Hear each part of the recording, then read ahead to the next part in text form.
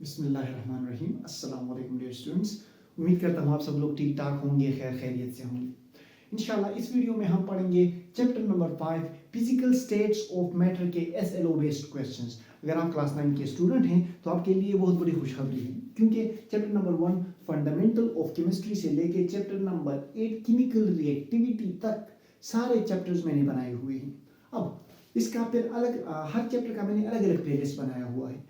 अगर आपको किसी चैप्टर में या किसी चैप्टर के किसी टॉपिक में मसला है तो आपने सिर्फ ये करना है कि आपने मेरे चैनल पे विजिट करना है, वहाँ पे आपने प्लेलिस्ट सेक्शन में जाना है। प्लेलिस्ट सेक्शन में जाने के बाद आपको चैप्टर नंबर 1 से लेके चैप्टर नंबर 8 तक सारे प्लेलिस्ट आपको मिल जाएंगे। फिर आपको जिस भी चैप्टर में मसला हो तो आप उस चैप्टर की प्लेलिस्ट में चले जाएंगे, वहाँ पर आपको उस चैप्टर की सारी वीडियोज मिल जाएंगी विद एक्सरसाइज। अच्छा, बढ़ते हैं अपने आज के टॉपिक की तरफ, जो कि है फिजिकल स्टेट्स ऑफ मैटर के SLO based questions. The first question that is mention in the book, आप बुक उठा के देख ले, आपको पहले ही सफे पर ये क्वेश्चंस मिल जाएंगे। सही है। अच्छा, the first question is effect on volume of gas by change in a pressure in b temperature. अच्छा, इस क्वेश्चन में हमें कहा गया है कि गैस के वॉल्यूम पे क्या इफेक्ट पड़ेगा, गैस के वॉल्यूम पे क्या असर पड़ेगा जब हम प्रेशर चेंज कर लें या हम टेम्परेचर चेंज कर लें। तो देखिए, the change in pressure effect on volume by change in pressure. अच्छा, हम प्रेशर चेंज कर लेंगे तो हमारे पास वॉल्यूम पर क्या इफेक्ट पड़ेगा। तो ये एक्सप्लेनेशन हमें देती है, हमें एक लॉ से पता चलता है, बॉयल्स लॉ से। प्रेशर और वॉल्यूम का रिलेशन हमें बॉयल्स लॉ बताता है। अब बॉयल्स लॉ में हमें क्या कहा गया है, बॉयल्स लॉ में हम ये कहते हैं कि the volume of a given mass of a gas at a constant temperature is inversely proportional to its pressure. Boyle's law में हम ये कहते हैं कि अगर हम टेम्परेचर को कांस्टेंट रख के, टेम्परेचर को हम ना चेंज, तो तब हमारे पास वॉल्यूम, गैस का जो वॉल्यूम है ये इसके प्रेशर के साथ इनवर्स रिलेशन में होगा। मतलब अगर हम प्रेशर बढ़ाएंगे तो वॉल्यूम हमारे पास कम होगा, या हम वॉल्यूम बढ़ाएंगे तो प्रेशर हमारे पास कम होगा। वॉल्यूम और प्रेशर का हमारे पास इनवर्स रिलेशन है अकॉर्डिंग टू बॉयल्स लॉ। सो अगर हम प्रेशर चेंज कर ले, मतलब अगर हम प्रेशर बढ़ा दें, तो देखिए यहां पर हमारे पास 2 atm प्रेशर है। प्रेशर को हमने 2 atm से बढ़ा के 4 atm कर दिया है, तो वॉल्यूम हमारे पास क्या हुआ है, प्रेशर कम है यहां पर तो वॉल्यूम ज्यादा है। अब हमने प्रेशर ज्यादा कर लिया तो हमारे पास वॉल्यूम कम हो गया। सो प्रेशर और वॉल्यूम का हमारे पास इनवर्स रिलेशन है अकॉर्डिंग टू बॉयल्स लॉ। सो इसका मतलब ये है कि अगर हम प्रेशर बढ़ाएंगे तो वॉल्यूम कम होगा। अच्छा, अब टेम्परेचर का क्या असर है हमारे पास गैस के वॉल्यूम पर। So effect of temperature on volume of a gas. अब अच्छा, ये रिलेशन हमें पता चलता है, it is explained by Charles law. Temperature और वॉल्यूम का जो रिलेशन है ये हमें चार्ल्स लॉ बताती है। अब चार्ल्स लॉ का स्टेटमेंट क्या है, इसका स्टेटमेंट ये है कि the volume of a given mass of a gas is directly proportional to absolute temperature at a constant pressure. अच्छा, ये ना हमें बताती है कि अगर हम प्रेशर को ना चेंज, प्रेशर को कांस्टेंट रखें, सिर्फ वॉल्यूम और टेम्परेचर का ही रिलेशन स्टडी कर लें, तो हमारे पास टेम्परेचर और वॉल्यूम का क्या रिलेशन है, डायरेक्ट रिलेशन है। टेम्परेचर और वॉल्यूम का डायरेक्ट रिलेशन है, मतलब अगर हम टेम्परेचर बढ़ाएंगे तो वॉल्यूम भी हमारे पास बढ़ेगा, टेम्परेचर कम करेंगे तो वॉल्यूम भी हमारे पास कम होगा। सही, यहाँ पे एक ज्यादा हो रहा है और एक कम हो रहा है, बल्कि यहाँ पे दोनों क्या हो रहे हैं डायरेक्ट रिलेशन में, डायरेक्ट रिलेशन में या तो दोनों ज्यादा हो रहे हैं या दोनों कम हो रहे हैं। अगर हम वो टेम्परेचर बढ़ाएंगे तो वॉल्यूम हमारे पास बढ़ेगा। वजह इसकी ये है कि जब हम टेम्परेचर बढ़ाएंगे तो मॉलिक्यूल्स की काइनेटिक एनर्जी ज्यादा होगी, मॉलिक्यूल्स एक दूसरे के साथ क्या करेंगे, ज्यादा स्पीड के साथ मोशन करेंगे और ये प्रेशर अप्लाई कर लेंगे पेस्टन पे और वॉल्यूम हमारे पास क्या हो जाएगा, बढ़ जाएगा। So according to Charles law, volume and temperature are directly proportional. Temperature और वॉल्यूम का डायरेक्ट रिलेशन है। सो प्रेशर और वॉल्यूम का हमारे पास इनवर्स रिलेशन है और टेम्परेचर और वॉल्यूम का हमारे पास डायरेक्ट रिलेशन है। आई होप आपको क्वेश्चन समझ आ गया होगा। अच्छा, क्वेश्चन नंबर दूसरे क्वेश्चन की तरफ बढ़ते हैं। Compare the physical states of matter with regarding to intermolecular forces present between them. अच्छा, हमें कहा गया है कि compare the physical states of matter. आप मैटर की फिजिकल स्टेट्स कंपेयर करो, मतलब सॉलिड, लिक्विड और गैस को आप एक दूसरे के साथ कंपेयर करो regarding with regards to intermolecular force present between them. इनके दरमियान जो इंटरमोलिक्यूलर फोर्सेस है उसे मद्देनजर रखते हुए, उसे नजर में रखते हुए आप इसकी कंपैरिजन करो। सो हमने यहाँ पर इसकी कंपैरिजन की हुई है। These are the three states of matter, solid, physical states of matter, solid, liquid and gas. अच्छा, जो सॉलिड है हमारे पास, इसका जो शेप होता है एंड वॉल्यूम, ये हमारे पास डेफिनेट होता है। Solid has definite shape and definite volume. Solid का एक खास शेप भी होता है और एक खास वॉल्यूम भी होता है। ये मार्कर, ये इसका एक खास शेप है और इसका एक खास वॉल्यूम है। इसी तरह ये बुक, इसका एक खास शेप है और इसका एक खास वॉल्यूम है। तमाम सॉलिड ऑब्जेक्ट्स का शेप, तमाम सॉलिड ऑब्जेक्ट्स की शक्ल और उनका वॉल्यूम क्या होता है? खास होता है, डेफिनेट होता है। अच्छा, जो लिक्विड होते हैं they have definite volume but no definite shape. जो लिक्विड होते हैं इनका जो वॉल्यूम होता है वो तो हमारे पास डेफिनेट होता है, वॉल्यूम इनका हमारे पास खास होता है, लेकिन हमारे पास जो इनका शेप है वो चेंज होता है। एग्जांपल मैं देता हूं आपको। लेट सपोज आपने पानी लिया, एक जगह आपने बीकर, तो आपने देखा होगा, सही है, आपने उस बीकर में पानी लिया। दूसरी तरफ आपने गिलास लिया, सही है, दोनों तरफ आपके पास बीकर है, दूसरा आपके पास गिलास है। अब हमने बीकर से पानी को गिलास में डाला। सो जो वॉल्यूम है वाटर का बीकर में जो लिक्विड का वॉल्यूम है वही वॉल्यूम लिक्विड का इस गिलास में होगा। लेकिन क्या हो गई? इसकी शक्ल चेंज हो गई। पहले वाटर जो था वो बीकर की शेप में था, अब वाटर क्या है हमारे पास? ग्लास की शेप में है। सो वाटर का जो वॉल्यूम है वो हमारे पास डेफिनेट है, खास है। जो इस बीकर में हमारे पास वाटर का वॉल्यूम था वो इस गिलास में भी है, लेकिन वाटर का जो शेप है वो हमारे पास डेफिनेट नहीं है, वो हमारे पास खास नहीं है, वो चेंज होता रहता है according to the conditions. Liquid का जो शेप होता है वो हमारे पास डेफिनेट नहीं होता, जबकि इसका वॉल्यूम हमारे पास डेफिनेट होता है। अच्छा, अब आते हैं गैस की तरफ। गैस का तो ना शेप डेफिनेट होता है ना वॉल्यूम। देखिए, गैस, हमने सिलेंडर में गैस ली है, अब उस गैस को हम यहाँ पे छोड़ेंगे तो वो इस पूरे कमरे का क्या कर लेगा? वॉल्यूम ऑक्युपाई कर लेगा। So gas has no definite volume. अच्छा, गैस में इसका अलग, सिलेंडर में इसका अलग वॉल्यूम था, कमरे में इसका अलग वॉल्यूम है, सही। अच्छा, और ना ही इसकी शेप डेफिनेट है, इसकी शेप भी खास नहीं है और इसका वॉल्यूम भी खास नहीं है। सो सॉलिड का शेप और वॉल्यूम खास होता है, लिक्विड का सिर्फ वॉल्यूम खास होता है, जबकि गैस में कुछ भी खास, मतलब कुछ भी प्रॉपर नहीं होता, मतलब ना इसका शेप प्रॉपर होता है ना इसका वॉल्यूम डेफिनेट होता है, सही है। अच्छा, बात है अपने सेकंड पॉइंट की तरफ। Molecule are very close to each other. जो सॉलिड में होते हैं, सॉलिड में मॉलिक्यूल्स काफी क्लोज होते हैं एक दूसरे के साथ। लिक्विड में भी मॉलिक्यूल एक दूसरे के साथ क्लोज होते हैं, लेकिन सॉलिड से थोड़ा कम क्लोज होते हैं। सॉलिड में मॉलिक्यूल्स की क्लोजनेस ज्यादा है as compare to liquid, less closer to each other as compared to solids. जो लिक्विड मॉलिक्यूल्स होते हैं they are less closer to each other as compared to solids, जबकि गैसेस में molecules are far away from each other. एक molecule यहाँ होगा तो दूसरा मॉलिक्यूल वहाँ पे होगा। क्या इसका जो इनके जो मॉलिक्यूल्स होते हैं वो एक दूसरे के साथ काफी करीब होते हैं। इनके जो मॉलिक्यूल्स हैं ये एक दूसरे के तो करीब होते हैं, लेकिन इतने भी करीब नहीं होते जितने सॉलिड के मॉलिक्यूल्स होते हैं। अच्छा, अब जो गैसेस के मॉलिक्यूल्स हैं वो एक दूसरे से काफी फासले पे होते हैं, सही है। अच्छा, अब आते हैं इनके थर्ड पॉइंट की तरफ, जो कि सॉलिड के मॉलिक्यूल एक दूसरे के ज्यादा काफी करीब होते हैं, इसलिए हम इसे मजीद कंप्रेस नहीं कर सकते, इसे हम मजीद प्रेस नहीं कर सकते, मजीद इसे हम नहीं दबा सकते। ऑन द अदर हैंड, अगर हम लिक्विड की बात करें तो लिक्विड को भी हम कंप्रेस नहीं कर सकते, लेकिन स्लाइटली, थोड़ा सा हम इसे लिक्विड को भी कंप्रेस कर सकते हैं, क्योंकि इसमें मॉलिक्यूल इतने क्लोज नहीं होते जितने सॉलिड में होते हैं। अच्छा, सॉलिड को हम बिल्कुल कंप्रेस नहीं कर सकते, लिक्विड को हम बहुत ही कम वॉल्यूम में कंप्रेस कर सकते हैं, दबा सकते हैं, जबकि गैसेस को हम इजीली कंप्रेस कर सकते हैं।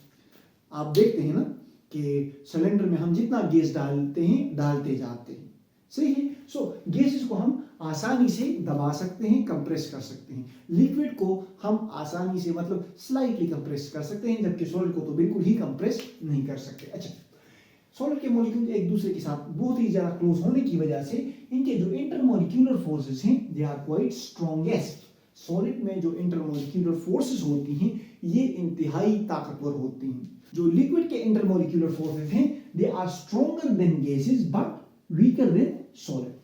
जो लिक्विड के इंटरमॉलिक्यूलर फोर्सेस हैं वो सॉलिड से तो कम है। इंटरमॉलिक्यूलर फोर्सेस जो लिक्विड में पाई जाती हैं वो सॉलिड से कम है, लेकिन गैसेस से ज्यादा है। अब जो गैसेस हैं इनमें जो इंटरमॉलिक्यूलर फोर्सेस हैं they are the weakest. Gases में इंटरमॉलिक्यूलर फोर्सेस इंतहाई ही वीक होंगी। अब आते हैं अपने नेक्स्ट क्वेश्चन की तरफ। Accounts for pressure volume change in a gas using Boyle's law. इस क्वेश्चन में हमें कहा गया है कि प्रेशर के साथ वॉल्यूम में जो गैस के वॉल्यूम में जो चेंज आ रहा है आप वो हमें बताओ बॉयल्स लॉ को मद्देनजर रखते हुए। तो देखिए आंसर की तरफ बढ़ते हैं।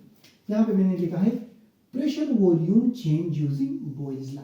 प्रेशर के साथ जो वॉल्यूम में चेंज आ रहा है अब वो हम बताएंगे बॉयल्स लॉ को मद्देनजर रखते हुए।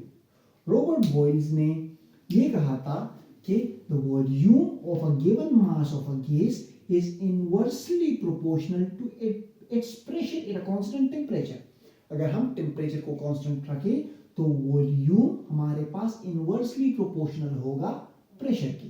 ठीक है, यहाँ पर ये इसका स्टेटमेंट है हमारे पास बॉयल्स लॉ का। अब इस प्रोपोर्शनलिटी को खत्म करने के लिए इक्वलिटी का साइन हमने लगा दिया और ये के कांस्टेंट ऑफ प्रोपोर्शनलिटी हमने लगा दी। So v equals to k by p। अच्छा, क्रॉस मल्टीप्लिकेशन हमने की, ये p हमारे पास यहाँ पे डिवीजन में है तो यहाँ पर जो आएगा तो मल्टीप्लिकेशन में होगा।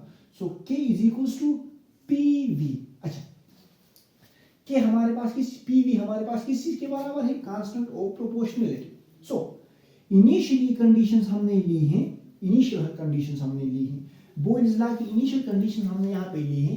यहाँ पे हमने एक सिलेंडर लिया हुआ है, एक सिलेंडर में हमने गैस रखी हुई, यहाँ पर हमारे पास मूवेबल पिस्टन है। ये पिस्टन ऊपर भी जा सकती है और नीचे भी आ सकती है, सही है।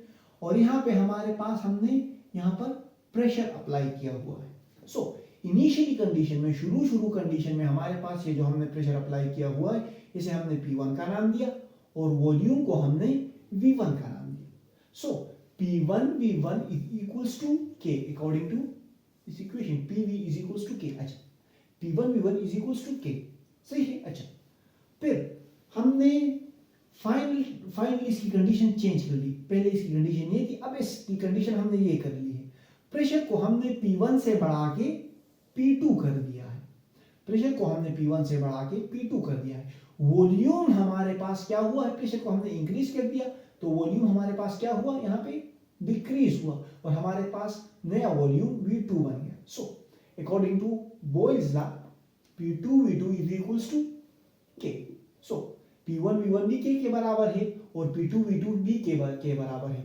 अब इक्वेशन 1 को देख लो और इक्वेशन 2 को देख, सही है। सो अब इक्वेशन 1 और इक्वेशन 2 को आप देख ले, दोनों K के बराबर है, सही है। तो हम ये कह सकते हैं कि P1 V1 is equals to P2 V2। देखिए प्रेशर में हमारे पास वॉल्यूम, जब हम प्रेशर बढ़ाएंगे तो वॉल्यूम हमारे पास कम होगा। मतलब प्रेशर में हमारे पास वॉल्यूम में चेंज आएगा लेकिन the product of pressure in volume will remain constant. P1 V1 will be equals to P2 V2। इसको मैं एग्जांपल के साथ एक्सप्लेन करके देता हूं आपको। लेट्स सपोज हमारे पास यहाँ पे प्रेशर हमने 1 atm रखा है।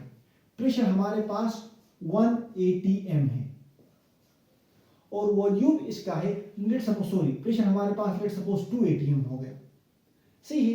प्रेशर हमारे पास यहाँ पे 2 atm है और वॉल्यूम हमारे पास 1 dm क्यूब है। इनिशियली हमारे पास प्रेशर 2 atm है और वॉल्यूम हमारे पास 1 dm क्यूब है।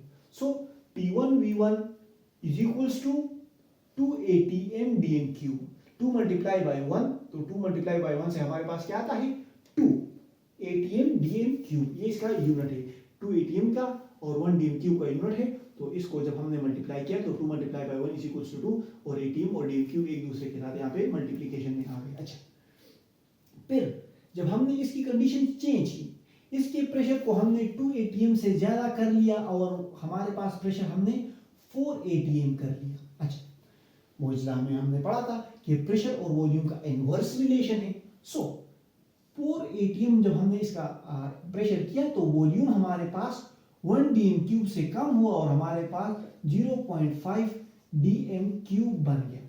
तो ये हमारे पास P2 हमारे पास 4 ATM है और V2 हमारे पास 0.5 dm क्यूब है। So P2 V2 4 multiply by 0.5 is equals to 2 ATM dm cube. So यहाँ पे क्या रहा है, 2 और 2 क्या है, सेम है। So P1 V1 is equals to 2 and P2 V2 is equals to 2। So हम कह सकते हैं कि P1 V1 is equals to P2 V2। सो ये हमारे पास प्रेशर में जो वॉल्यूम के साथ चेंज आएगा बॉयल्स लॉ के मुताबिक वो ये है। सो आई होप आपको क्वेश्चन बिल्कुल समझ आ गया होगा और आपको इसका कॉन्सेप्ट भी क्लियर हो गया होगा। डरने की कोई बात नहीं, समझना है, कमेंट सेक्शन है, कहीं नहीं है गया हुआ। हम आपकी खिदमत के लिए हाजिर हैं और कमेंट सेक्शन में आप जो भी पूछना चाहते हैं टॉपिक से रिलेटेड पूछ सकते हैं, टॉपिक से हट के भी पूछ सकते हैं। हम हर पाने मौला हैं, जवाब देंगे आपको। हाँ, अच्छा, accounts for temperature volume change in a gas using Charles law. अच्छा बच्चे, अब यहाँ पे हमें कहा गया है कि आप टेम्परेचर और वॉल्यूम का टेम्परेचर के साथ वॉल्यूम में जो चेंज आ रहा है वो कैलकुलेट करके हमें दो, वो हमें एक्सप्लेन करके दो। चार्ल्स लॉ को मद्देनजर रखते हुए, चार्ल्स लॉ को इस्तेमाल करते हुए आप टेम्परेचर के साथ जो वॉल्यूम में चेंज आएगा वो आप हमें एक्सप्लेन करके दो। ये इस क्वेश्चन में हमें कहा गया है। तो देखिए, टेम्परेचर और वॉल्यूम का जो चेंज होगा यूजिंग चार्ल्स लॉ हम वो पढ़ेंगे। अकॉर्डिंग टू चार्ल्स लॉ जो सर चार्ल्स ने पेश की थी, इसके मुताबिक volume of a given mass of a gas is directly proportional to temperature in a constant pressure. अगर हम प्रेशर कांस्टेंट रखें तो वॉल्यूम और टेम्परेचर का एक दूसरे के साथ डायरेक्ट रिलेशन होगा। मतलब अगर हम टेम्परेचर बढ़ाएं तो वॉल्यूम भी हमारे पास बढ़ेगा। सबसे पहले तो मैं इसकी वजह आपको एक्सप्लेन करके दे देता हूं। आपसे ये भी पूछा जा सकता है कि why volume increase when we increase temperature. Volume क्यों बढ़ता है हमारे पास जब हम टेम्परेचर बढ़ाते हैं यूजिंग चार्ल्स लॉ। तो देखिए, हमारे पास ये एक सिलेंडर है, यहाँ पर एक मूवेबल पिस्टन, लेट सपोज ये मूवेबल पिस्टन है, सही है, ये मूवेबल पिस्टन है। इनिशियली इसको हमने 25 डिग्री सेंटीग्रेड दिया हुआ है, सही है। अब ये इसका T1 टेम्परेचर है 25 डिग्री सेंटीग्रेड। सो इसका टेम्परेचर हमने क्या किया, लेट सपोज 100 डिग्री सेंटीग्रेड कर दिया। T2 हमारे पास क्या हुआ, 100 डिग्री सेंटीग्रेड। तो 100 डिग्री सेंटीग्रेड जब हो जाएगा तो मॉलिक्यूल्स की टेम्परेचर की वजह से मॉलिक्यूल्स की काइनेटिक एनर्जी क्या हो जाएगी, बढ़ जाएगी। अब ये मॉलिक्यूल जोर के साथ यहाँ पे टकराएगा, इस पिस्टन के साथ टकराएंगे, सही है। तो ये जब इस पिस्टन के साथ यहाँ पे टकराएंगे, वॉल्स के साथ टकराएंगे, इस पिस्टन के साथ। अब ये पिस्टन मूवेबल है, मतलब मूव कर सकता है, तो ये पिस्टन यहाँ से मूव करके यहाँ पर आ जाएगा। 21 डिग्री सेंटीग्रेड पर इसका वॉल्यूम 50 dm क्यूब था। अब 100 डिग्री सेंटीग्रेड पर इसका वॉल्यूम 62.5 dm क्यूब है, सही है। अब वजह क्या है, इसकी वजह यह है कि मॉलिक्यूल्स की काइनेटिक एनर्जी बढ़ गई। मॉलिक्यूल्स की काइनेटिक एनर्जी बढ़ने की वजह से ये यहाँ पर इसके साथ जोर से कोलाइड कर रहे हैं, इस पर प्रेशर अप्लाई कर रहे हैं। सो इस पिस्टन को यहाँ से मूव करके यहाँ पर ले आ जाएंगे और वॉल्यूम हमारे पास 62.5 dm क्यूब बन जाए, सही है। मॉलिक्यूल्स की काइनेटिक एनर्जी बढ़ने की वजह से हमारे पास टेम्परेचर के साथ वॉल्यूम क्या होता है, इंक्रीज होता है। So according to Charles law, temperature volume of a given mass of a gas is directly proportional to temperature at a constant pressure। अच्छा, हमने इस प्रोपोर्शनलिटी साइन को रिमूव करने के लिए यहाँ पर इक्वलिटी का साइन लगा दिया और कांस्टेंट ऑफ प्रोपोर्शनलिटी k लगा दिया। So v is equals to kt। अच्छा, t यहाँ पर मल्टीप्लिकेशन में है, जब इक्वेशन के इस साइड पे आएगा तो हमारे पास डिवीजन में आ जाएगा। अगर हम इस तरह भी कर सकते हैं कि dividing both side by t, so t के साथ कैंसिल हो जाएगा, v के साथ t मल्टीप्लिकेशन में आ जाएगा। So K equals to VT। Okay, आपको समझ आ गई यहां तक? सही है। अच्छा, इनिशियली हमारे पास, हमने आपको बताया कि इनिशियली हमारे पास टेम्परेचर 25 डिग्री सेंटीग्रेड था, वॉल्यूम 50 dm क्यूब था। अच्छा, हमें टेम्परेचर डिग्री सेंटीग्रेड में दिया गया है, अगर हमें इसे केल्विन में कन्वर्ट करना हो तो हम 225 के साथ 273 ऐड करेंगे। 273 प्लस 25 298 केल्विन। सही है। अगर इसी तरह अगर हमने केल्विन से डिग्री सेंटीग्रेड में कन्वर्ट करना हो तो हम केल्विन से 273 माइनस करेंगे। अगर टेम्परेचर, अब लेट्स सपोज हमें 298 केल्विन दिया गया है और हमसे पूछा जाए कि इसे डिग्री सेंटीग्रेड में कन्वर्ट करो, सो इससे हम 273 माइनस कर लेंगे और जो टेम्परेचर आएगा वो हमारे पास डिग्री सेंटीग्रेड में होगा। सो टेम्परेचर हमारे पास केल्विन में हमारे पास क्या है? 298 केल्विन। सो अब V1 by T1, V1 हमारे पास 50 dm क्यूब है, T1 हमारे पास 298 केल्विन है। इसको हमने डिवाइड कर लिया, हमारे पास क्या आ गया? 0.16 dm क्यूब पर kelvin. dm cube by kelvin हमारे पास क्या है? ये इनके यूनिट्स हैं और 50 को जब आप 98 पर डिवाइड कर देंगे तो हमारे पास 0.16 आंसर आएगा। अच्छा, ये हमारे पास इसकी इनिशियल कंडीशंस थी। अच्छा, अब हमने इसका टेम्परेचर चेंज कर दिया, 25 से चेंज करके हमने इसे 100 डिग्री सेंटीग्रेड कर दिया। मतलब इसे हम अगर डिग्री सेंटीग्रेड को हम केल्विन में कन्वर्ट करेंगे तो इसके साथ हम 273 ऐड करेंगे। 100 प्लस 273 इज इक्वल्स टू 373। सो हमारे पास जो T2 टेम्परेचर है केल्विन में वो हमारे पास 273 आ गया। अच्छा, टेम्परेचर बढ़ाने की वजह से हमारे पास वॉल्यूम 50 से बढ़ के हमारे पास 62.5 dm क्यूब हो गया। अच्छा, हम V2 by T2 करेंगे। V2 by T2, V2 हमारे पास 62.5 है, टेम्परेचर हमारे पास 373 केल्विन है। सो आप इसे इस पे डिवाइड कर लो तो आपको क्या आंसर आएगा? 0.16 dm क्यूब बाय केल्विन। सही है। अच्छा, अब आप इक्वेशन 1 को देख लो और इक्वेशन 2 को देख लो। 0.16 इससे भी आता है और 0.16 इससे भी आता है। सो हम कह सकते हैं कि V1 by T1 is equals to V2 by T2. This is the mathematical relation of Charles' law. This is how we can calculate volume and temperature using Charles' law, and this is how we can calculate pressure and volume using Boyle's law. I hope आपको समझ आ गया होगा। अब बढ़ते हैं अपने next questions की तरफ। की तरफ जो है explain properties of gases, diffusion, effusion and pressure. हमें कहा गया है कि गैस की प्रॉपर्टीज आप हमें एक्सप्लेन करके दो, डिफ्यूजन वाली प्रॉपर्टी, इफ्यूजन वाली प्रॉपर्टी और प्रेशर वाली प्रॉपर्टी। तो देखिए, pressure properties of gases. Diffusion की अगर हम डिफिनेशन करें, so it is a spontaneous mixing of gas molecule by random motion and collision, and forming a homogeneous mixture. Diffusion जो है ये हमारे पास वो स्पॉन्टेनियस मिक्सिंग होती है। स्पॉन्टेनियस मींस वो मिक्सिंग जो खुद ब खुद होती हो, जिसे हम नहीं करते। सो डिफ्यूजन हमारे पास स्पॉन्टेनियस मिक्सिंग ऑफ गैसेस होती है। ये हमारे पास गैसेस की वो मिक्सिंग होती है जो खुद ब खुद होती हो। Spontaneous mixing of gas molecules by random motion and collision and forming a homogeneous mixture is called diffusion. देखिए, एग्जांपल दे देता हूं मैं आपको। लेट्स सपोज आपने एक खाली सिलेंडर लिया, आपने उस सिलेंडर के 2 सिरे लिए। अब उस एक सिरे में आपने हाइड्रोजन छोड़ दिया, दूसरे में आपने ऑक्सीजन छोड़ दिया। अब दोनों हाइड्रोजन और ऑक्सीजन रैंडम मोशन की वजह से, आम मोशन की वजह से और एक दूसरे के साथ कोलाइड कर लेंगे और हमारे पास मिक्स हो जाएंगे।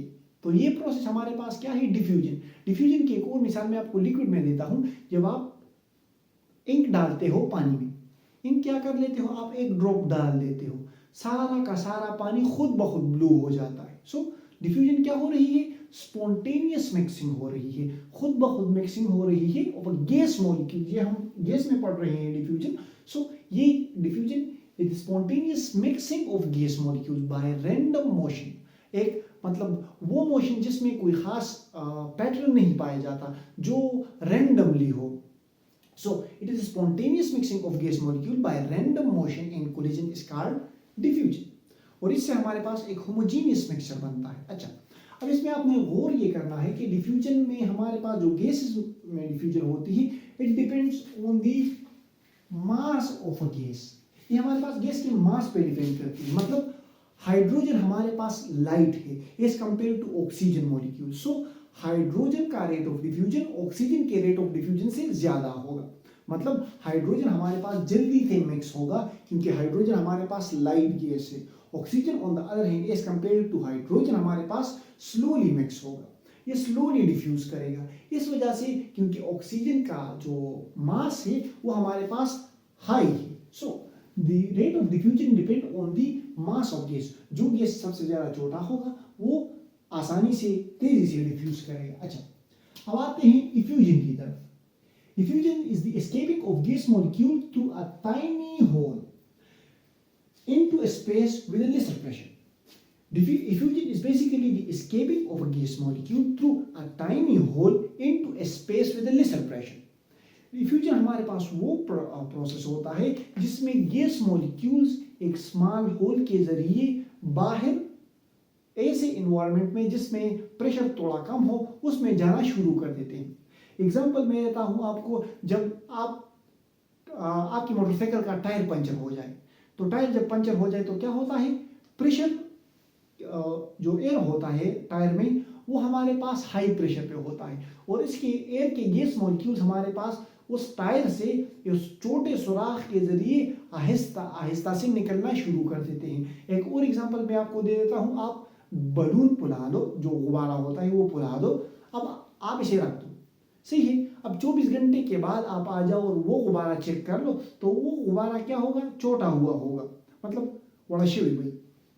सो जब वो गुब्बारा छोटा हुआ होगा इसका मतलब क्या है, इसका मतलब ये है कि गुब्बारा, अगर आपसे कोई पूछे कि गुब्बारा क्यों छोटा हुआ है तो आप उसे कहोगे कि इसमें जो फिनोमेना हुआ है वो इफ्यूजन का हुआ है। इसमें जो गैस मॉलिक्यूल्स थे गुब्बारे में वो छोटे छोटे से सुराख के जरिए वहां से निकलना शुरू कर गए हैं, इस वजह से इस गुब्बारे का साइज थोड़ा कम हो गया है। So diffusion is the escaping of gas molecule through a tiny hole into a space with lesser pressure. अच्छा, अब आते हैं प्रेशर की तरफ। प्रेशर, जो गैस मॉलिक्यूल्स होते हैं they are in constant motion. The molecules of gases are in constant motion, they collide with one another and with walls of container and exert pressure. देखिए, गैसेस के molecules जो होते हैं वो constantly motion करते हैं, वो एक जगह पे नहीं रुकते। इनके मोशन करने की वजह से ये कभी वॉल्स ऑफ कंटेनर के साथ कोलाइड कर लेते हैं या कभी बॉटम या टॉप ऑफ कंटेनर के साथ कोलाइड कर लेते हैं। सो इनकी इसी कोलिजन की वजह से ये गैस मॉलिक्यूल्स हमारे पास प्रेशर एक्सर्ट करते हैं। सो यहाँ पर प्रेशर हमारे पास क्या है, pressure is equals to force per unit area. Let's suppose ये हमारे पास एक कंटेनर है, सही है, ये कंटेनर हमारे पास क्लोज है, इसमें ये गैस मॉलिक्यूल है। अब ये गैस मॉलिक्यूल आके यहाँ पे कोलाइड करेगा तो ये यहाँ पे इस एरिया पे क्या लगा रहा है, इस एरिया पे ये फोर्स लगा रहा है। सो इट मींस ये इस एरिया पे फोर्स लगा रहा है, यहाँ पे ये हमारे पास प्रेशर अप्लाई हो रहा है। फोर्स पर यूनिट एरिया इसका प्रेशर, इसका जो यूनिट है वो न्यूटन मीटर स्क्वायर, फोर्स का यूनिट न्यूटन और एरिया का unit metre square. So newton metre square, और वी कैन आल्सो से कि इसका यूनिट है newton per metre square equals to pascal. इसको हम पास्कल भी लिख सकते हैं। सो डिफ्यूजन हमारे पास spontaneous mixing of gas molecules होती है, इफ्यूजन हमारे पास एस्केपिंग ऑफ गैस मॉलिक्यूल्स होती है through a tiny hole, and pressure is the जो मॉलिक्यूल्स हमारे पास रैंडम गैस मॉलिक्यूल्स हमारे पास रैंडम मोशन करते हैं जब वो किसी कंटेनर के सरफेस पे या कंटेनर के वॉल पे कोलाइड करते हैं तो वो उस पर प्रेशर फोर्स अप्लाई करते हैं। सो जब इसके मतलब ये हमारे पास ये मार्कर यहाँ पे आ रहा है डन, इसने क्या कर दी, यहाँ पे कोलिजन कर दी। अब इसने यहाँ पे क्या कर लिया, फोर्स लगा लिया इस एरिया पर, तो इसने यहाँ पे क्या कर लिया है, प्रेशर अप्लाई कर दिया है। इसी तरह गैस मॉलिक्यूल्स भी कंटेनर में प्रेशर अप्लाई करते हैं। अच्छा, अब बढ़ते हैं अपने नेक्स्ट क्वेश्चन की तरफ। Explain the properties of liquid like evaporation, vapour pressure and boiling point. अच्छा, हमें कहा गया है कि आप लिक्विड की प्रॉपर्टीज एक्सप्लेन करके दो, such as evaporation, vapour pressure and boiling point. सबसे पहले हम इवेपोरेशन को पढ़ लेते हैं कि इवेपोरेशन क्या है। Evaporation is the process of changing liquid to gaseous state is called evaporation. Evaporation हमारे पास वो प्रोसेस होता है जहां हमारे पास लिक्विड गैसियस स्टेट में स्पॉन्टेनियसली चले जाए, खुद बहुत चला जाए। सो देखिए, evaporation is the process of changing liquid state into gaseous state, इसका evaporation। देखिए, आपने कभी गौर किया है कि हमारे जो हम कपड़े सुखाते हैं, हम कपड़े तार पे रख देते हैं तो वो सूख जाते हैं, क्यों? आपने इसे हीट किया है, आपने इसे के नीचे आग लगाई है या इसे कोई और एक्सटर्नल सोर्स ऑफ हीट दिया है? नहीं, वो खुद ब खुद वो इवेपोरेशन कर लेते हैं। अच्छा, आपने कभी गौर किया है कि अगर आप बाहर बर्तन में पानी रख दो तो कुछ देर के बाद आपके पास वो बर्तन सूख जाएगा, खुद ब खुद सूख जाएगा। क्यों सूख जाएगा? इसमें जो फिनोमेना हो रहा है वो हो रहा है इवेपोरेशन का। अब इवेपोरेशन में फिनोमेना किस तरह होता है, इवेपोरेशन होती किस तरह है? देखिए, लेट सपोज ये हमारे पास है, यहां पे मैं आपको ड्रा कर देता हूं। लेट सपोज ये हमारे पास है एक बर्तन, सही है, इसमें हमने रख दिया है यहां पे पानी। अब इवेपोरेशन किस तरह होती है? मॉलिक्यूल्स, जो लिक्विड के मॉलिक्यूल्स होते हैं वो कांस्टेंट मोशन में होते हैं, सही है। सो वो कांस्टेंट मोशन में होते हैं। अब यहाँ जो इस सिस्टम की अपनी एक एवरेज काइनेटिक एनर्जी है। अब जो मॉलिक्यूल्स एनर्जी गेन करेंगे और एवरेज काइनेटिक एनर्जी से उनका पास एनर्जी ज्यादा होगी तो वो क्या करेंगे, यहाँ इस सरफेस पे आ जाएंगे। अच्छा, सरफेस पे वो और एनर्जी ऑब्जर्व करके यहाँ से एस्केप हो जाएंगे। ये मॉलिक्यूल जो खुद ब खुद यहाँ से इसने एनर्जी ऑब्जर्व की, सराउंडिंग से इसने एनर्जी ऑब्जर्व की और यहाँ से इसके लिक्विड के सरफेस से जो एस्केप हो रहा है, इस प्रोसेस को बेसिकली हम कहते हैं इवेपोरेशन। इवेपोरेशन हमारे पास एंडोथर्मिक प्रोसेस है। एक होता है हमारे पास एक्सोथर्मिक प्रोसेस, एक होता है हमारे पास एंडोथर्मिक प्रोसेस। एक्सोथर्मिक प्रोसेस हमारे पास ऐसा प्रोसेस होता है जो हमारे पास हीट प्रोड्यूस करता है, जो हमारे पास एनर्जी रिलीज करता है सराउंडिंग में। Endothermic process on the other hand ऐसा प्रोसेस होता है जो सराउंडिंग से एनर्जी ऑब्जर्व करता है। वो इवेपोरेशन भी हमारे पास सराउंडिंग से एनर्जी ऑब्जर्व कर रहा है। So evaporation is basically an endothermic process.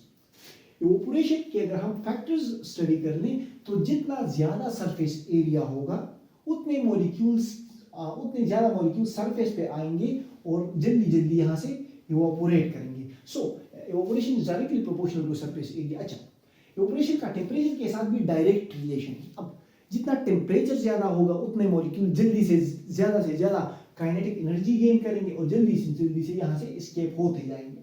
इस प्रोसेस को हम कहते हैं evaporation. So evaporation is directly proportional to surface area and evaporation is directly proportional to temperature. अच्छा, ऑन द अदर हैंड अब मॉलिक्यूल्स में हमारे पास अगर इंटरमॉलिक्यूलर फोर्सेस ज्यादा होंगे, लेट्स सपोज हम अल्कोहल की मिसाल ले लें। अल्कोहल में इंटरमॉलिक्यूलर फोर्सेस कम है as compare to water. Water में इंटरमॉलिक्यूलर फोर्सेस स्ट्रॉन्गर है as compare to alcohol. So alcohol हमारे पास इजीली एस्केप करेगा। सो जो इवेपोरेशन है वो इंटरमॉलिक्यूलर फोर्सेस के इनवर्सली प्रोपोर्शनल है। जितना मॉलिक्यूल्स के दरमियान इंटरमॉलिक्यूलर फोर्सेस ज्यादा होंगी उतना ये मॉलिक्यूल ये इस अपने लिक्विड जो नाइबरिंग मॉलिक्यूल्स है इसके साथ मजबूती के साथ टाइटली बॉन्ड हुआ होगा और यहाँ से इसके सरफेस से इसके लिए एस्केप करना थोड़ा मुश्किल होगा। अब जब अगर इनके दरमियान इंटरमॉलिक्यूलर फोर्सेस कम है, मतलब अल्कोहल के केस में, तो ये मॉलिक्यूल जल्दी से एस्केप होगा। So evaporation is directly proportional to surface area and temperature, but evaporation is inversely proportional to its intermolecular forces. अच्छा, इंटरमॉलिक्यूलर फोर्सेस ऑफ लिक्विड के इंटरमॉलिक्यूलर फोर्सेस के इवेपोरेशन इसके इनवर्स प्रोपोर्शनल है। ओके, अच्छा, evaporation हो गया। अच्छा, अब आते हैं वेपर प्रेशर की तरफ। वेपर प्रेशर की अगर हम डिफिनीशन करें, सो vapour pressure is the pressure exerted by the vapors above the liquid when the rate of evaporation becomes equals to the rate of condensation। ये मैंने क्या पढ़ लिया? ये तो मैंने पूरा पैराग्राफ पढ़ लिया, आपको समझ ही नहीं आया, समझाता हूँ किसी। देखिए, वेपर प्रेशर की सिंपल डिफिनीशन ये है कि जब हमारे पास rate of evaporation rate of condensation के बराबर हो जाए, अब इस स्टेज पर जो प्रेशर हमारे पास इस लिक्विड जो गैसेस ये जो प्रेशर अप्लाई कर रहे हैं लिक्विड के सरफेस पर, इसको हम कहते हैं वेपर प्रेशर। अच्छा, The pressure exerted by the vapors above the liquid when the rate of evaporation become equals to the rate of condensation. अच्छा, देखिए ये हमारे पास एक क्लोज सिस्टम है। इस क्लोज सिस्टम में हमने यहाँ पे बर्तन रखा हुआ है। इस बर्तन में यहाँ पे हमारे पास इसमें हमने पानी रखा हुआ है। यहाँ पे हमारे पास ये मॉलिक्यूल सरफेस से एनर्जी ऑब्जर्व करेंगे, सही है, एनर्जी ऑब्जर्व कर लेंगे, ये इनकी मॉलिक्यूल्स की काइनेटिक एनर्जी काइनेटिक एनर्जी से ज़्यादा हो जाएगी, ये सरफेस पे आ जाएंगे, सरफेस से यहाँ से एस्केप हो जाएंगे। यहाँ पर हमारे पास क्या हो रहा है, लिक्विड से हमारे पास गैसेस बन रहे हैं और हमारे पास इवोपोरेशन का फिनोमेना हो रहा है। अच्छा, कुछ देर बाद यही लिक्विड जो हमारे पास एस्केप हुआ है गैसीय स्टेट में अपनी एनर्जी लॉस कर लेगा सराउंडिंग में और वापस गैस से कन्वर्ट होके लिक्विड में आ जाएगा। इस प्रोसेस को हम कहते हैं कंडेंसेशन। शुरू में हमारे पास इवोपोरेशन ज्यादा होगी और कंडेंसेशन कम होगी। ज्यादा से ज्यादा मॉलिक्यूल एस्केप होंगे, सरफेस पे आएंगे, सरफेस से एस्केप होते जाएंगे और इवोपोरेशन होती जाएगी। लेकिन वक्त के साथ साथ हमारे पास कंडेंसेशन भी बढ़ती जाएगी। एक स्टेज ऐसा आएगा जब हमारे पास rate of evaporation rate of condensation के बराबर हो जाएगी। जब एक स्टेज ऐसा आ जाए कि हमारे पास 50 मॉलिक्यूल्स अगर इवोपोरेट हो रहे हों तो 50 मॉलिक्यूल्स हमारे पास कंडेंस भी हो रहे हों। अब इस स्टेज पर जो लिक्विड के सरफेस पे जो प्रेशर लग रहा है इसको हम कहते हैं vapour pressure. Vapour pressure is the pressure exerted by the vapors above the liquid when the rate of evaporation become equals to the rate of condensation। अच्छा, आई होप आपको वेपर प्रेशर की समझ आ गई होगी। अच्छा, अब आते हैं बॉइलिंग पॉइंट की तरफ। What is boiling point? Boiling point की अगर हम डिफिनेशन करें, सो boiling point is the temperature at which vapor pressure of liquid become equals to external atmospheric pressure. At this stage the liquid start boiling and the temperature at this stage is called boiling point। अच्छा, definition की तरफ फिर आते हैं। देखिए, vapor pressure boiling point is basically the temperature at which the vapor pressure of a liquid becomes equals to atmospheric pressure or any external pressure is called boiling point। Boiling point हमारे पास वो temperature होता है जिसमें हमारे पास liquid का vapour pressure उसके एक्सटर्नल एटमॉस्फेरिक प्रेशर के बराबर हो जाए।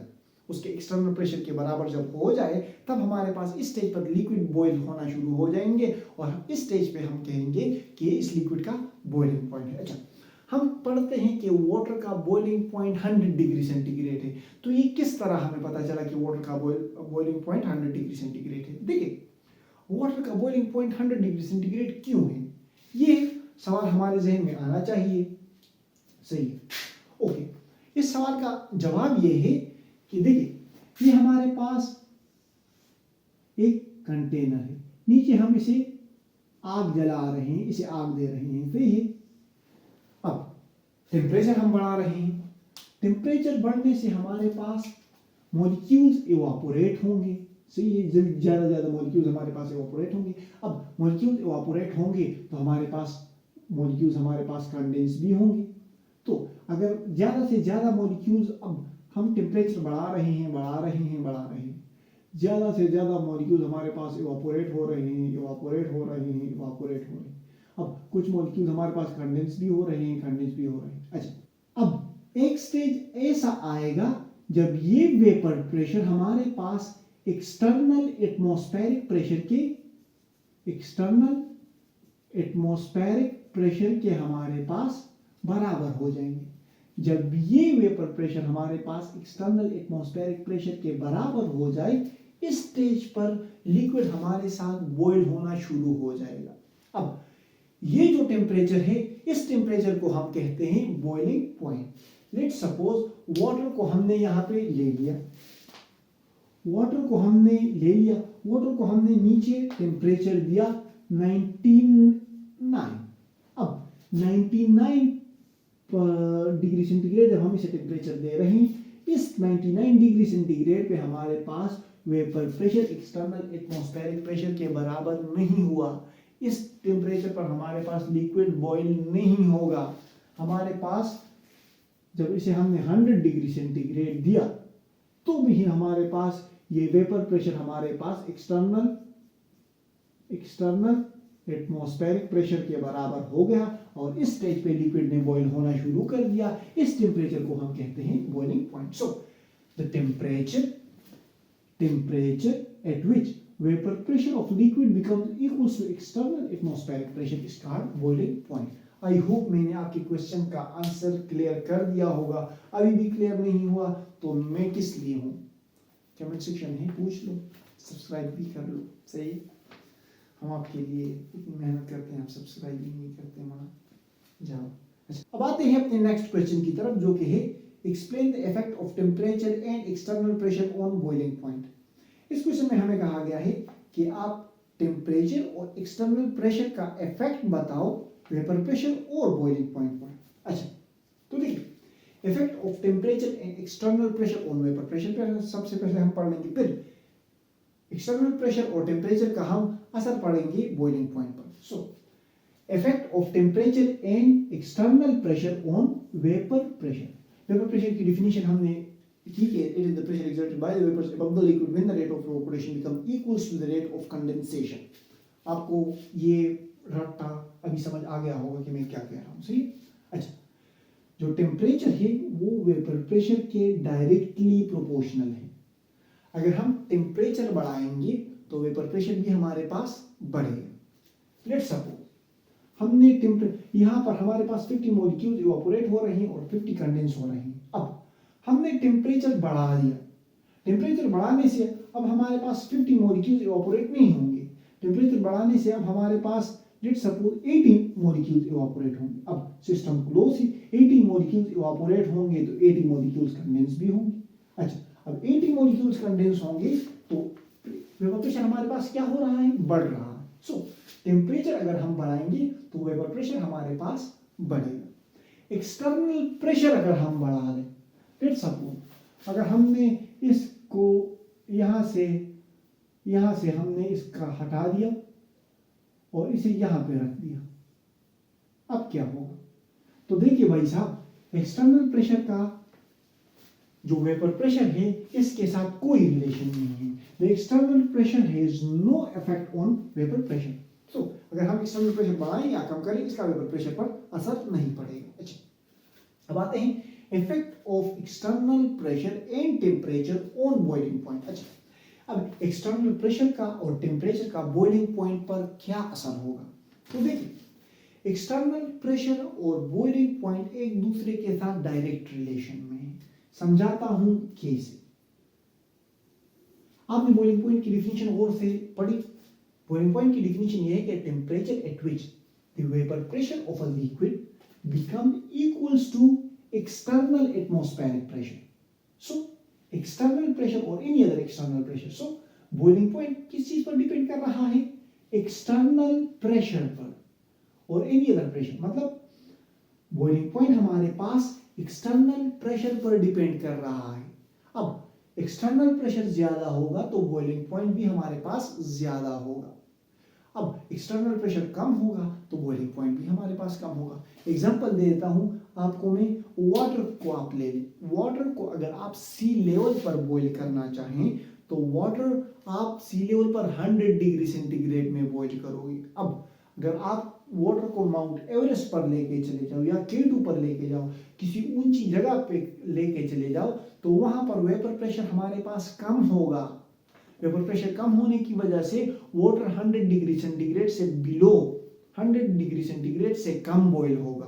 सो अगर जितना हम एक्सटर्नल प्रेशर बढ़ाएंगे उतना हमारे पास बॉइलिंग पॉइंट बढ़ेगा।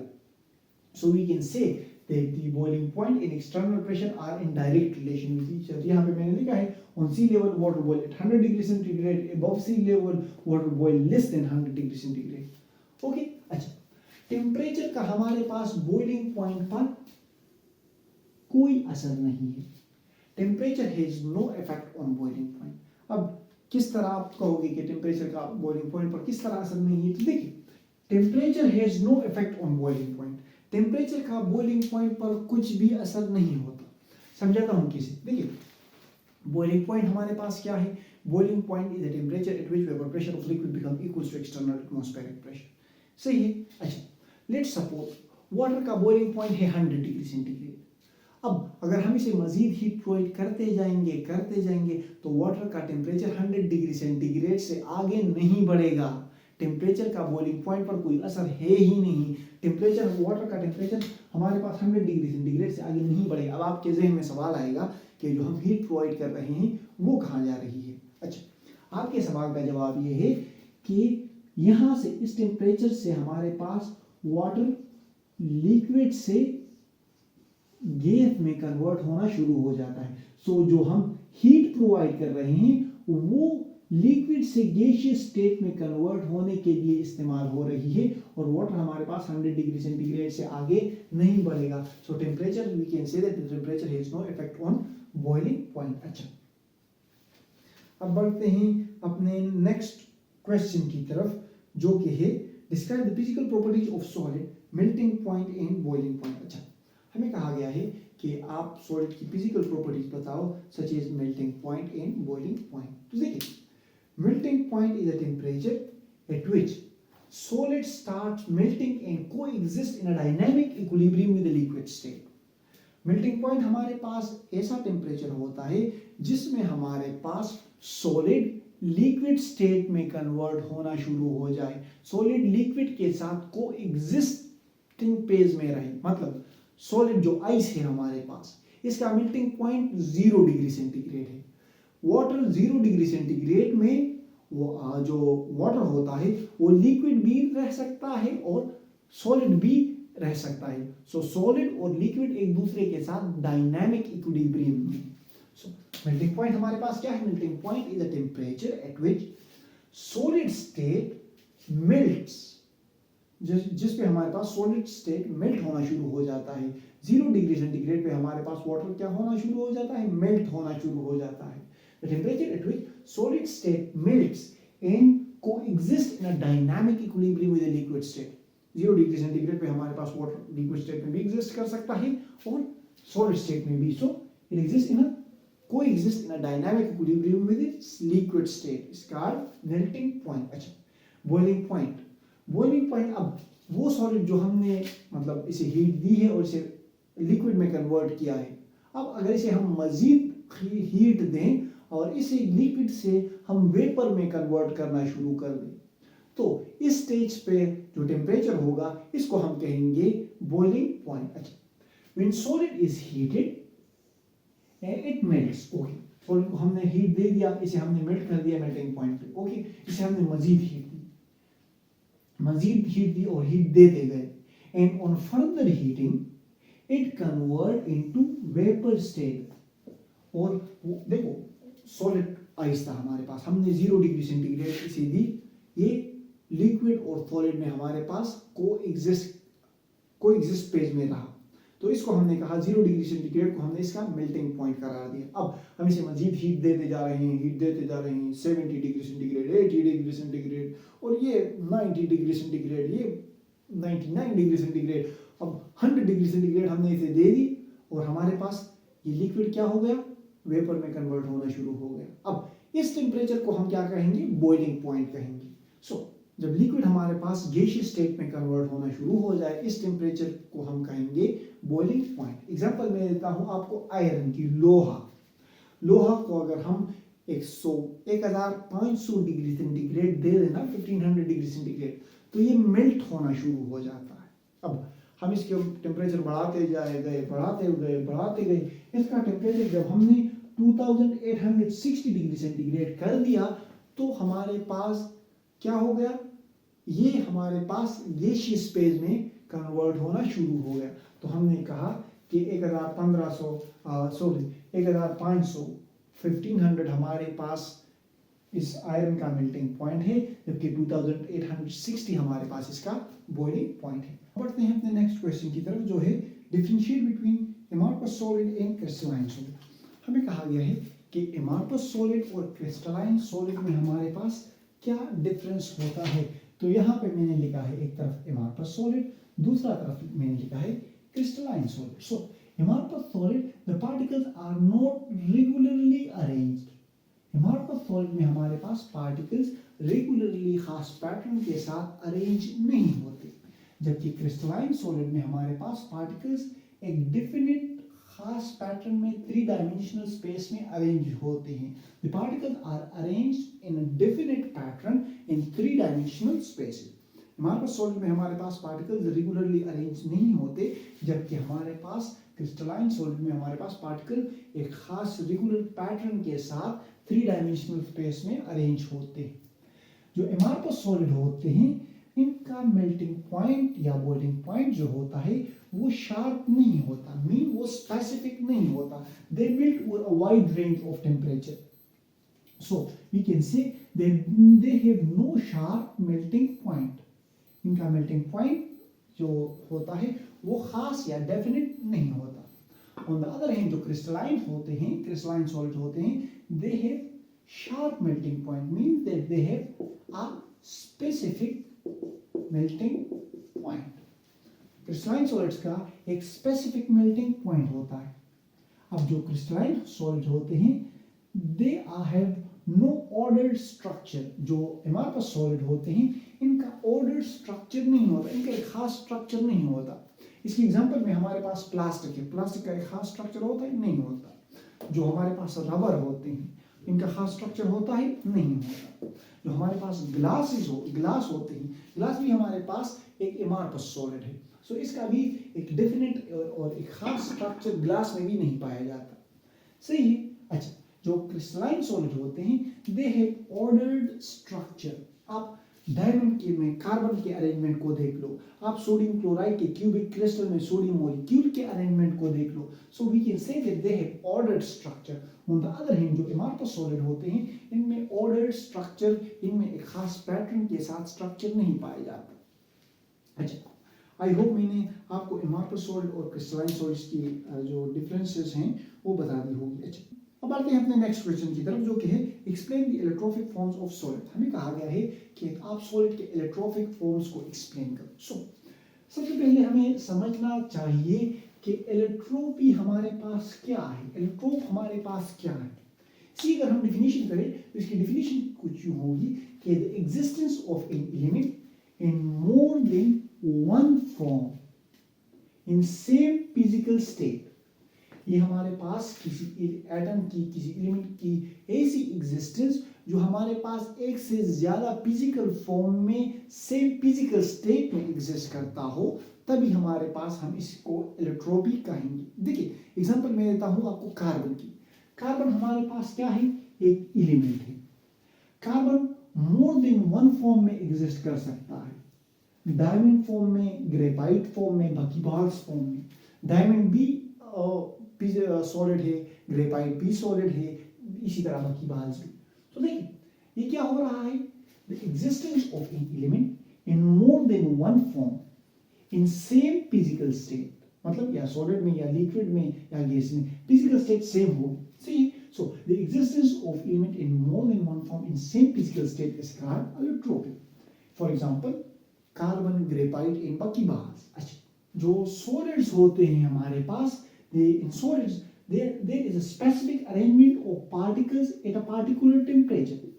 एक खास टेम्परेचर पर सॉलिड में हमारे पास पार्टिकल की एक पार्टिकुलर पैटर्न के साथ अरेंजमेंट होती है. अब जब हम वो टेम्परेचर चेंज कर लें, हम टेम्परेचर चेंज कर लें तो अरेंजमेंट भी हमारे पास चेंज हो जाती है और हमारे पास न्यू इलेक्ट्रोफिक फॉर्म आ जाती है. अब ऐसे टेम्परेचर पर जब हमारे पास, जिस पे हमारे पास एक इलेक्ट्रोफिक फॉर्म दूसरे इलेक्ट्रोफिक फॉर्म में कन्वर्ट होता हो, उसको हम कहेंगे ट्रांजिशन टेम्परेचर. इस स्टेटमेंट की आपको इस एग्जांपल के साथ समझ आ जाएगी. ये हमारे पास S8 के स्ट्रक्चर्स हैं. अब अगर इसको, ये हमारे पास रोम्बिक फॉर्म में एग्जिस्ट करते हैं. अब अगर हम 96 डिग्री सेंटीग्रेड से बढ़ा दें तो ये हमारे पास मोनोक्लिनिक फॉर्म में कन्वर्ट हो जाएंगे. सो रोम्बिक और मोनोक्लिनिक फॉर्म एक दूसरे में कन्वर्ट होते हैं at 96 degree centigrade. 96 degree centigrade से नीचे जो है वो हमारे पास रोम्बिक फॉर्म एग्जिस्ट कर सकता है और 96 डिग्री सेंटीग्रेड से ऊपर जो है वो हमारे पास मोनोक्लिनिक फॉर्म एग्जिस्ट कर सकता है. सो हमारे पास सॉलिड में क्या है, इसमें एक स्पेसिफिक अरेंजमेंट ऑफ पार्टिकल्स है एट अ पार्टिकुलर टेम्परेचर. अच्छा, अब हमने टेम्परेचर चेंज कर लिया तो हमारे पास वो अरेंजमेंट क्या हो गई, चेंज हो गई, और हमारे पास न्यू इलेक्ट्रोफिक फॉर्म इंट्रोड्यूस हुआ, हमारे पास न्यू इलेक्ट्रोफिक फॉर्म आ गया।